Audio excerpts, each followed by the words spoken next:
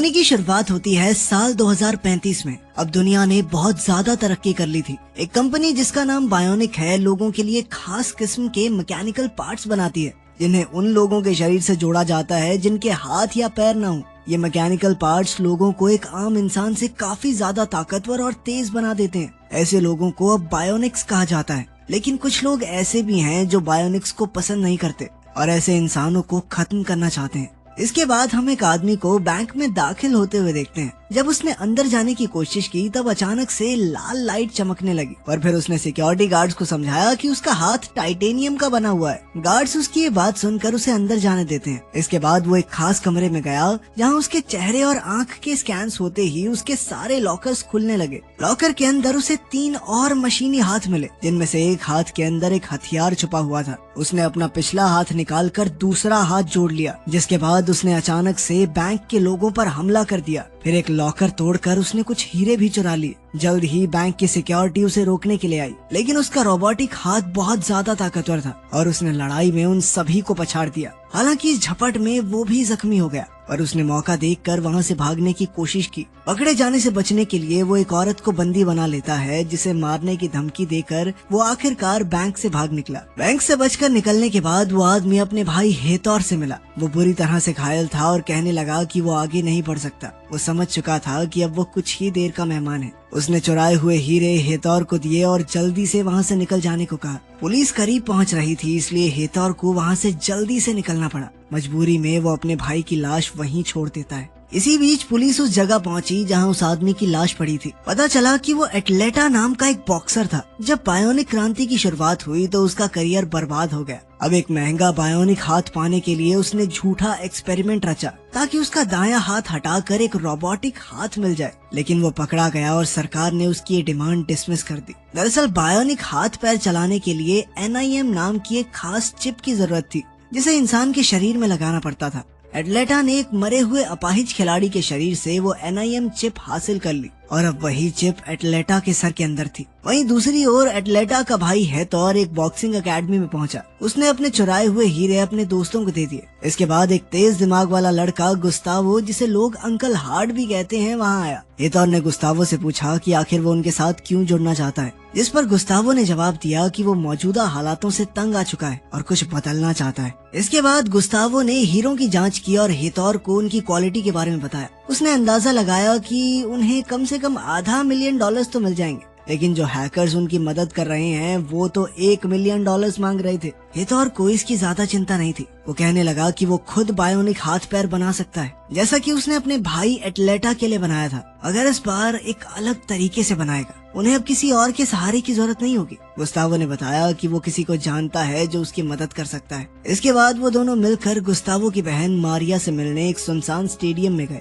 वो एक long jump player थी जो वर्ल्ड चैंपियन बनना चाहती थी। उसकी माँ भी इस गेम की चैंपियन रह चुकी है। बचपन से ही मारिया इसके लिए ट्रेनिंग कर रही थी ताकि वो एक दिन अपनी माँ का रिकॉर्ड तोड़ सके। लेकिन फिर मारिया की बहन गैबी ने एक रोबोटिक दायां पैर लगवा लिया और उनकी माँ के रिकॉर्ड को बड़ी ही आसानी से तोड़ दिया। इतना लंबा कूदना किसी नॉर्मल इंसान के बस की बात थी ही नहीं। गैबी की पावर से इम्प्रेस होकर लोग अब बायोनिक प्रोस्थेटिक्स लगवाने लगे थे, जिससे उनकी ताकत और रफ्तार बेहिसाब बढ़ जाए। लेकिन अब मारिया जैसे नॉर्मल खिलाड़ियों को लोग ज्यादा तवज्जो नहीं देते थे। खैर, वर्तमान समय में गुस्तावो ने अपनी बहन को उनके प्लान के बारे में बताया, पर मारिया कहने लगी कि वो उनसे बाद में बात करेगी। इसके बाद हम बायोना कंपनी को देखते हैं जिसे डारियो और रिकार्डो चलाते थे। असल में रिकार्डो गैबी और मारिया का बाप है। दुनिया भर में बायोनिक्स की डिमांड आसमान छू रही थी। पहले तो ये प्रोजेक्ट सिर्फ जंग में घायल हुए फौजियों की मदद करने के लिए बनाया गया था, लेकिन अब इसका इस्तेमाल खेल कूद में भी हो रहा है। जल्द ही NIM चिप की अपडेट के बाद उनके बनाए हुए रोबोटिक हाथ पैरों की ताकत और रफ्तार 30% और बढ़ जाएगी। डारियो, रिकार्डो और वोंडा, जो कि गैबी की मैनेजर है, इस अपडेट के बारे में चर्चा कर रहे थे। वो खुश हैं कि इस अपडेट के बाद गैबी और ज्यादा तेज और ताकतवर हो जाएगी। इससे वो नए नए रिकॉर्ड्स बनाएगी, जिससे उनके रोबोटिक हाथ पैरों की डिमांड दुनिया में और बढ़ जाएगी।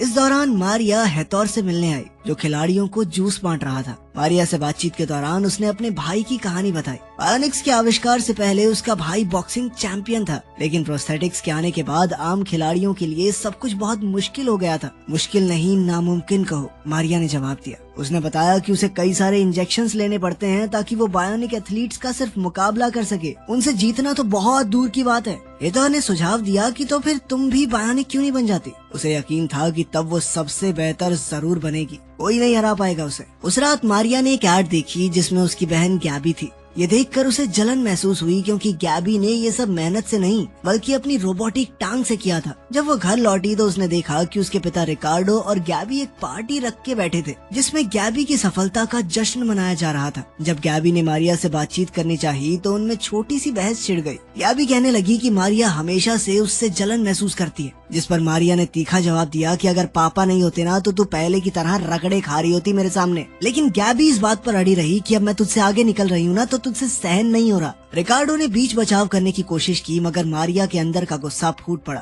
वो सबके सामने बोल पड़ी कि दुनिया कितनी बदल गई है। बायोनिक खिलाड़ी अब उनसे 2 गुना दूर कूदने लगे हैं, तो कोई आम खिलाड़ियों को क्यों देखेगा। पहले खिलाड़ी मेहनत से बनते थे, अब नकली टांग से बनते हैं। ये कहकर मारिया पार्टी से निकल गई और उसकी बातें सुनकर सब हक्के बक्के रह गए। उस रात मारिया ने एक इटालियन गाना चलाया जो उसकी माँ अक्सर उसके लिए गाया करती थी, और अपनी बाइक लेकर पूरी रफ्तार में निकल गई। अचानक उसका एक्सीडेंट हो गया, जिसके बाद उसे अस्पताल ले जाया गया। उसकी आंखों के सामने अंधेरा छाने लगा। जब वो होश में आई तो उसने देखा कि हेथोर सामने खड़ा था और उसके परिवार के लोग उसके इर्द गिर्द मौजूद थे। जब उसे पता चला कि उसका दायां पैर काट दिया गया है तो मारिया फूट फूट कर रोने लगी। डॉक्टर्स ने उसे एक इंजेक्शन देकर जैसे तैसे शांत किया। इसी बीच पुलिस वाले हेथोर और उसके लोगों की जांच कर रहे हैं, क्योंकि उन पर शक था कि वो लोग खिलाड़ियों को बायोनिक बनाने के लिए जानबूझकर उनके हाथ पैर कटवाते हैं। जल्द ही मारिया को हेथोर का मैसेज मिला, जिसमें उसने पूछा था कि मेरा भेजा हुआ गिफ्ट मिला या नहीं। इस बीच मारिया थोड़ा लड़खड़ा गई तो गैबी ने उसे सहारा दिया और बिना क्रच के चलने के लिए उत्साहित किया। मारिया एक बार को तो गिर गई, पर हिम्मत करके फिर से खड़ी हो गई। फिर गैबी ने उसे हेथोर का दिया हुआ गिफ्ट पकड़ा, जिसमें एक गुड़िया थी जिसकी एक टांग पर बायोनिक प्रोस्थेटिक्स लगे हुए थे। ये एक इशारा था कि हेथोर मारिया को बायोनिक प्रोस्थेटिक्स देना चाहता है, जिसे देखकर वो खुश हो गई। जल्द ही वो NIM चिप मारिया के सर में लगा दी गई। डॉक्टर डारियो ने खुद उसका इलाज किया और सब कुछ एकदम बढ़िया तरीके से हुआ। इसके बाद मारिया को एक नया मशीनी पैर लगाया गया। मारिया खुशी से झूम उठी, क्योंकि अब वो सब कुछ दोबारा से कर सकती थी जो वो पहले करती थी, बल्कि अगर वो चाहे तो बेहतर भी कर सकती है। जल्द ही उसने फुल स्पीड में भागकर दूर तक जंप लगा दी। वो अचानक जमीन पर गिर पड़ी, जिसके बाद डॉक्टर डारिया ने उसे समझाया कि उसके एनर्जी लेवल्स अभी कम है और अगर कभी भी उसका लेवल 0 आया तो वो कोमा में चली जाएगी। अपने आप को फुल चार्ज करने के लिए उसे कम से कम 12 घंटे सोना होगा। जल्द ही हेथोर भी वहाँ आ गया और अब धीरे धीरे उन दोनों के बीच नजदीकियां बढ़ने लगी थी। और फिर एक दिन हेथोर ने मारिया से कहा कि अब बदला लेने का समय आ गया है। वो अपने भाई का बदला लेना चाहता था और उसने मारिया से कहा कि वो भी अपनी माँ और उन खिलाड़ियों का बदला ले जिनकी मेहनत और लगन को बायोनिक खिलाड़ियों ने धुएं में उड़ा दिया था। मारिया राजी हो गई, बस इस शर्त पर कि उसके भाई गस्तावो को इस सब में न घसीटा जाए। अगले सीन में हम एक बैंक के ट्रक को देखते हैं जो बहुत सारा पैसा ले जा रहा था। मारिया ने हेथोर की टीम के साथ मिलकर ट्रक का एक्सीडेंट करवा दिया, जिससे उसके अंदर बैठे गार्ड्स घायल हो गए। जल्द ही मारिया ने स्मोक बॉम्ब्स फेंक दिए ताकि गार्ड्स बाहर निकलने के लिए मजबूर हो जाएं। पर तभी अचानक हेथोर ने उनमें से एक गार्ड को मार डाला और ये देखते ही मारिया चौंक गई। पुलिस करीब आ रही थी, इसलिए वो सब जल्दी से पैसे लेकर वहाँ से भाग निकले। बेस पर पहुँचने के बाद मारिया हेथोर पर गुस्सा हो जाती है। वो चिल्लाने लगी कि ये तो बदला लेने का कोई तरीका नहीं है, जिस पर हेथोर ने उसे समझाया कि उसे मारना जरूरी था, क्योंकि उस गार्ड ने मारिया का चेहरा देख लिया था। वो कहने लगा कि जीतने के लिए कुछ खोना तो पड़ता है और तुमसे बेहतर इस बात को कौन समझेगा। तभी मारिया ने देखा कि उसका भाई गस्तावो भी वहाँ मौजूद था। वो हेथोर पर चिल्लाने लगी कि तूने वादा किया था कि इसे इस सब से दूर रखेगा, पर हेथोर ने मुस्कुराते हुए बताया कि ये पूरा प्लान ही तो इस लड़के ने बनाया है, मास्टरमाइंड है ये अपना। अब उन्होंने हैकर्स को देने के लिए पूरा पैसा इकट्ठा कर लिया था ताकि उन्हें NIM चिप्स की अगली डिलीवरी के बारे में पहले से पता चल जाए। उनका प्लान अब उन 10 एथलीट्स पर हमला करने का था जो अगले कुछ समय में बायोनिक बनने वाले हैं। अब मारिया को ये सब ठीक नहीं लग रहा था और वो गस्तावो को लेकर वहाँ से निकलना चाहती थी, लेकिन गस्तावो कहने लगा कि ये तो सिर्फ शुरुआत है और वो तो यहीं रहकर इस सिस्टम से लड़ना चाहता है। उसकी ये बातें सुनकर मारिया वहाँ से चली गई। जल्द ही पुलिस ट्रक वाली जगह पर पहुंची और बचे हुए गार्ड से पूछताछ के दौरान उन्हें पता चला कि हमलावरों में से एक के पास बायोनिक पैर था। इससे पुलिस को शक हो गया कि शायद मारिया भी इस सब में शामिल है। लेकिन लेडी ऑफिसर अब भी यही सोच रही थी कि हमलावर कैमरा के सामने आने का रिस्क क्यों लेंगे। इसके बाद उन्होंने मारिया के एक्सीडेंट की फुटेज एक बार फिर से चेक की। इधर मारिया सोच में पड़ी हुई थी कि आखिर उसकी जिंदगी में ये सब क्या चल रहा है। अगली सुबह उसकी बहन गैबी उसके पास आई और उसके बायोनिक पैर को देखकर पूछा कि सब सही है ना। तभी उनके पिता रिकार्डो वहां आकर कहने लगे कि इस बार के कंपटीशन में उनके घर से 2 बायोनिक एथलीट्स हिस्सा लेंगे, मारिया और गैबी। उन्होंने बताया कि बायोना कंपनी मारिया को स्पॉन्सर करने के लिए तैयार है। ये सुनकर मारिया तो बहुत खुश हुई, पर गैबी इतनी खुश नहीं दिख रही थी। दूसरी तरफ स्टेडियम में एक पुलिस वाला गुस्तावो से बात करने आया और उसके हाथ पर हेतोर का टैटू देखकर वो चौंक गया। वहीं दूसरी ओर मारिया और गैबी के बीच ट्रेनिंग के दौरान तनाव और बढ़ने लगा। पुलिस वाले ने बीच में आने की कोशिश की, पर मारिया ने अपने बायोनिक पैर से उस पर वार करके उसे जमीन पर गिरा दिया। इसके बाद उन्होंने ऑफिसर से पूछा कि क्या उन्होंने उसका एक्सीडेंट करके भागने वाले इंसान को पकड़ लिया, पर ऑफिसर ने कहा नहीं।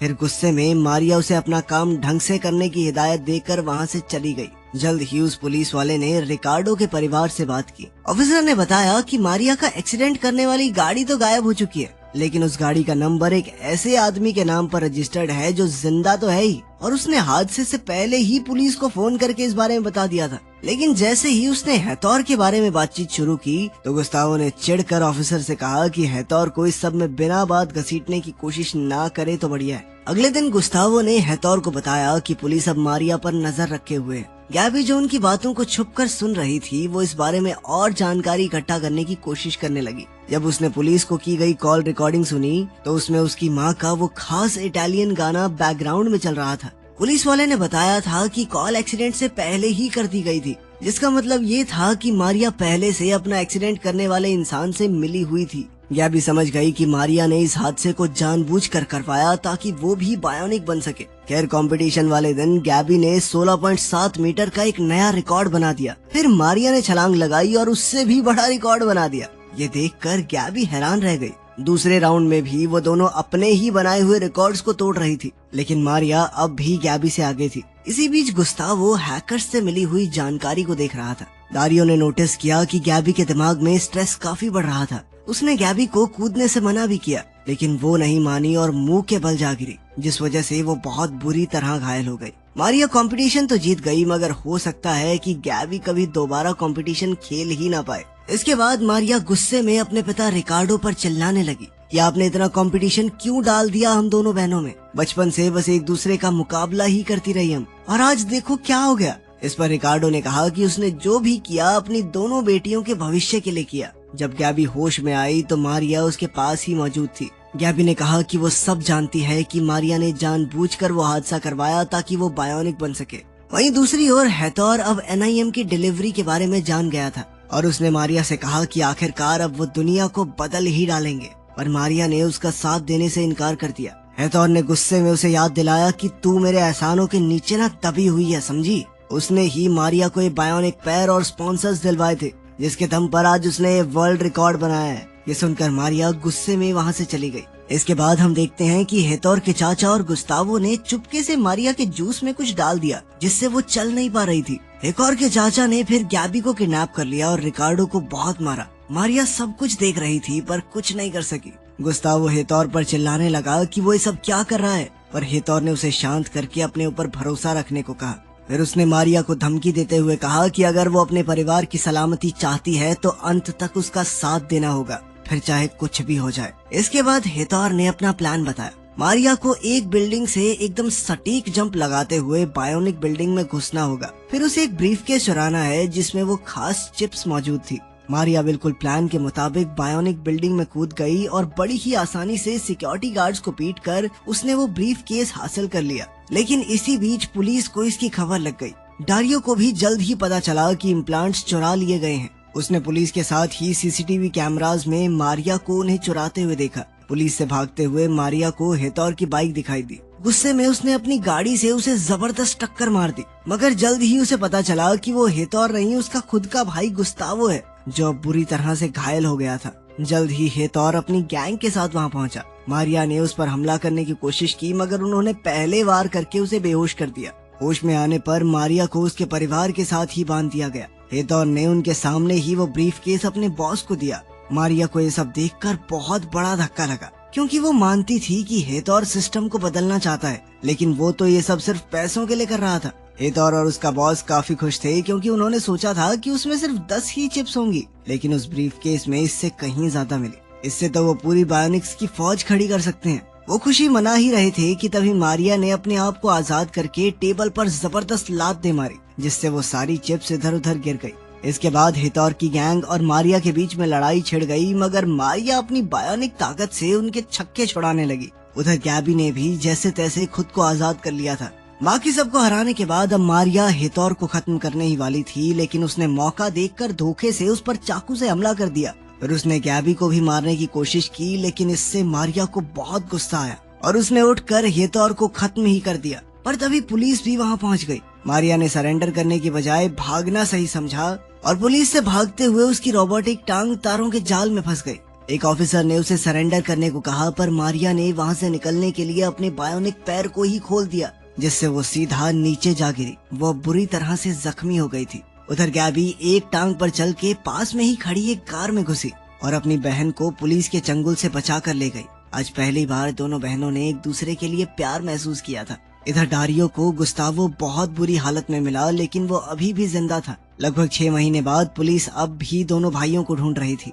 वो दोनों अब एक अनजान जगह पर अपाहिज बच्चों के लिए एक स्कूल चला रही थी। डारियो ने वहाँ आकर उनके काम की तारीफ की और पूछा कि सबके लिए पैसे कहाँ से आए। इसके बाद हम दोनों बहनों को हेतौर के बॉस से मिलते हुए देखते हैं। उन्होंने उसे समझाया कि बायोनिक्स की फौज की जरूरत नहीं है तुझे, उसकी सिक्योरिटी के लिए वो 3 ही काफी हैं। इस पर बॉस ने पूछा कि 3 कौन? उसके ये कहते ही लगभग पूरी तरह से बायोनिक बन चुका गस्तावो गाड़ी से बाहर आया। बॉस ने उसकी पावर टेस्ट करने के लिए अपने गुंडों को उस पर हमला करने को कहा, लेकिन गस्तावो ने बड़ी ही आसानी से पहले गुंडे को पीटकर उसकी आयरन रॉड से दूसरे गुंडे की चलाई गोली इस तरह से मारी कि वो बॉस की टोपी को छेदते हुए गई। बॉस उनकी काबिलियत देखकर इम्प्रेस हो गया और उसने डील पक्की कर दी। उसी से मिलने वाले पैसों का इस्तेमाल अब वो तीनों भाई बहन अच्छे कामों के लिए करते हैं।